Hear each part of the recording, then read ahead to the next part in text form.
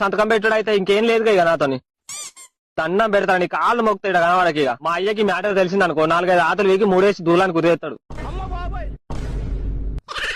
అయినా నువ్వు లేచిపోతున్నావు అని మాకు ముందే ఎందుకు చెప్పలేదు? చెప్తే నూనె ప్యాకెట్ రేటు తెలుసా, బియ్యం రేటు తెలుసా, కూరగాయల రేట్లు తెలుసా, మసాలా రేట్లు తెలుసా అని పెక్కలు తెంగుతాను. అందుకే మీకు చెప్పలే.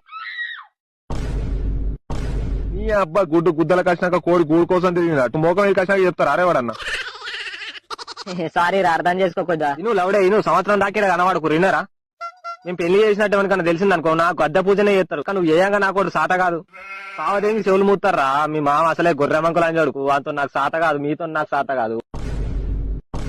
ఎవరికి తెలియనియే గానీ ఊర్లో ఎట్లా తెలియాలి మరి? 4-5 ఫోటోలు పంపాను ఊర్లో పోని కన్నా.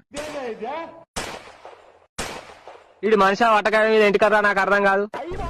ఫోటో చూస్తే తెలియదా అందరికి? పిల్లలు వాళ్ళ ఇంటికి పంపు అంటారు 2-3 ఫోటోలు. అమ్మతో నేను స్టేటస్ పెట్టినా కదా ఏం కదా?